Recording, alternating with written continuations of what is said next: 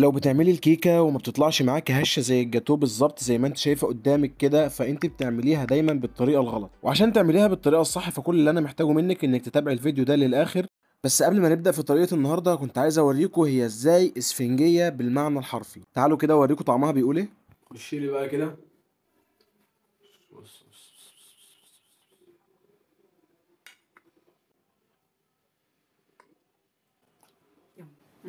والله العظيم طعمها حلو جدا. طب بص ده دوقي. دوقي. جميل. بجد زي التورته. بجد. الله.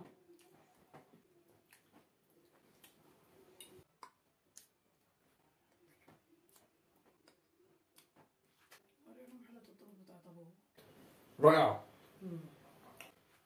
ده واحد الله ينور عليك. الله اكبر عليك. ايه الحلاوه دي؟ ايه الحلاوه دي؟ وعشان ما اطولش عليكم، فلو عجبتكم الطريقه ما تنسوش تدعموني باشتراك في القناه وتعملوا لايك وكومنت تقولوا لي فيه رايكم سواء عجبتكم او لا. فهتصلي على النبي وتقول بسم الله وتكون مجهز لي بوله واسعه وهتبدا تنزل فيها ب7 حبات من البيض، عليهم كوبايه كبيره من السكر الابيض الناعم، او ممكن تعمل زي وتشيل معلقه كبيره من السكر، اعتقد سكرها هيكون مناسب جدا. وعشان البيض هننزل معلقه صغيره من الفانيليا، عليهم بمعلقه كبيره من خل الابيض. وبالمناسبه الجميله دي ما تنسوش تباركولي على المضرب الجديد اللي انا جايبه بالقسط. المهم هننزل فيهم بالمضرب بسرعه متوسطه في البدايه، وبعد كده هنبدا نفتح السرعه على الاخر على اعلى حاجه في المضرب. كل ما تضرب اكتر هتلاحظ ان الخليط بيبدا يبيض كده وبيبدا يعمل فوم زي ما انت شايف قدامك بالظبط. انا بالنسبه لي تقريبا اخد مني حوالي عن 6 دقايق. انت ما تبطلش ضرب خالص لحد ما يبدا يعمل فوم ويتقل ويوصل للقوام المناسب اللي انا هقولك عليه او اللي انت هتشوفه قدامك دلوقتي في الفيديو. وملحوظه بسيطه كده في السريع، الخطوه دي مهمه جدا جدا وبتفرق في نجاح الكيكه من عدمه. بس ان شاء الله لو مشيت على الخطوات وزي ما انت شايف قدامك في الفيديو طبقت بالظبط، ان شاء الله انا بضمن لك ان هي هتنجح معاك ومن اول مره كمان وهتدعيلي. جاي لك للسؤال اللي في دماغك، وهو ان انا امتى هبطل ضرب بالمضرب؟ اول ما تحس انه خلاص القوام بقى كريمي بزياده عن اللزوم وبتشيل المضرب كده بيعلم مكانه وبيسيب شكل كده من الخليط اول ما ينزل على بعضه. وعشان ما تتوهش مني، فالقوام اللي انا محتاجه هو اللي انت شايفه قدامك ده كده بالظبط.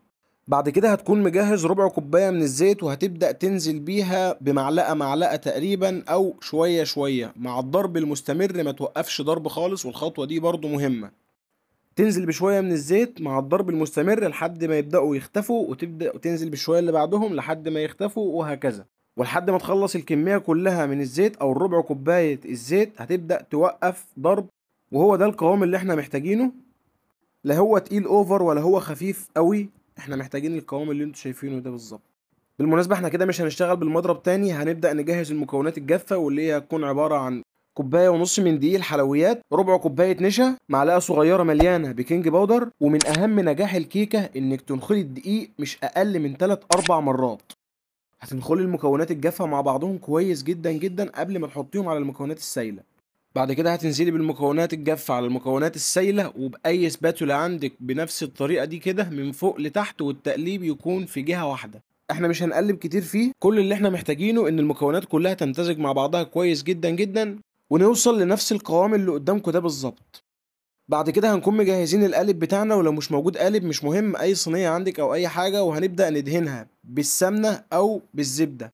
بس انا بفضل الزبدة. انا بالنسبة لي استخدمت شوية سمنة بلدي او سمنة فلاحي ونزلت بيهم في القالب ووزعتهم كويس جدا جدا بالفرشة. بعد ما تدهن القالب بتاعك او الصينية بتاعتك بالسمنة او بالزبدة هتبدأ تنزل بالخليط كله في القالب وهتهزه بايدك بالطريقه دي كده، وبعد كده هتبدا تخبطه كده خبطتين في الترابيزه بتاعتك عشان خاطر يتساوى وما يبقاش جنب اعلى من التاني.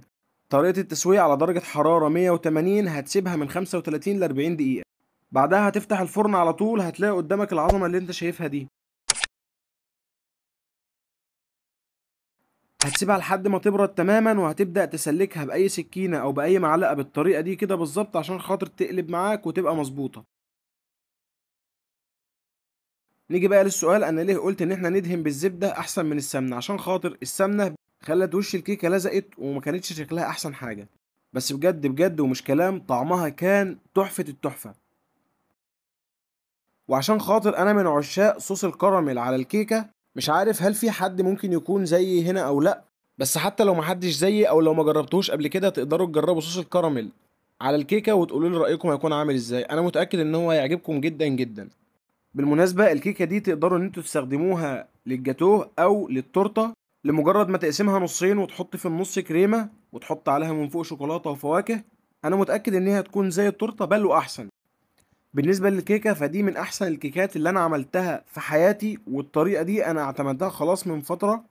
انتوا كمان جربوها وقولوا لي رأيكم، وانا متأكد بنسبة 100% ان هي هتنجح معاكم من اول مرة. مش بس كده، وكمان واثق ان انتوا هتعتمدوها دايما في البيت لاولادكم واطفالكم، هيفرحوا بيها جدا جدا بسبب ان هي خفيفة وهشة وحقيقي ما يتشبعش منها. ولحد هنا ودي كانت نهاية الفيديو بتاعنا، واشوفكم على خير ان شاء الله في فيديو جديد. سلام. لايك وشير وكومنت وما تنسيش الاشتراك في القناة. سلام عليكم.